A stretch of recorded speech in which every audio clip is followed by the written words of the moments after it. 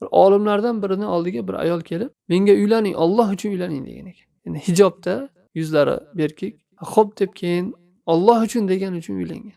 Keyin uyga borib, boyagi ayolni qarasa, juda xunuk ayol bo'ladi. Va ko'zi ham bitta ko'zi g'ilay bo'ladi ekan.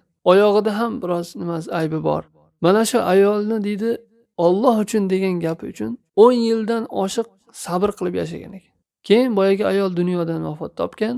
Shu odam aytib bergan ekanki, Allohning huzurida najot topishimga mana shu amalim sabab bo'ladi deb umid qilaman degan.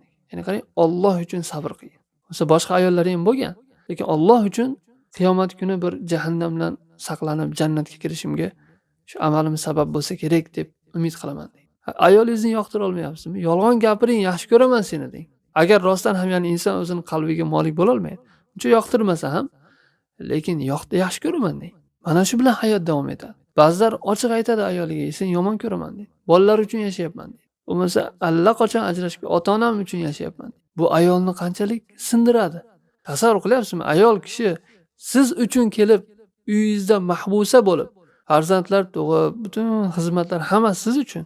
O'zini uyidan o'ynab katta bo'lgan uyidan uchun kelib ana shu joyda o'tiribdi. Endi bitta-yu bitta dunyoda yaxshi ko'rgan, ishongan odami seni yomon ko'raman, faqat ota-onam uchun yoki sharmandagarchilikdan qo'rqib yoki farzandlar uchun yashayapman deyishi bu juda katta ayolni sindirib tashlaydigan narsa. Nima degan gap bu? Odam sal farosatli kallasini ishlatish kerak.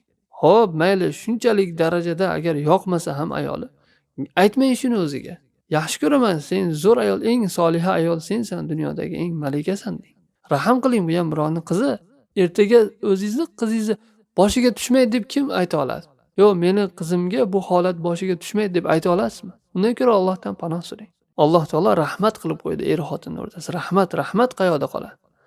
Ichingiz achimaydimi mana shu ayolga? Rahmingiz kelmaydimi? Dindagi muslima singlingiz bu.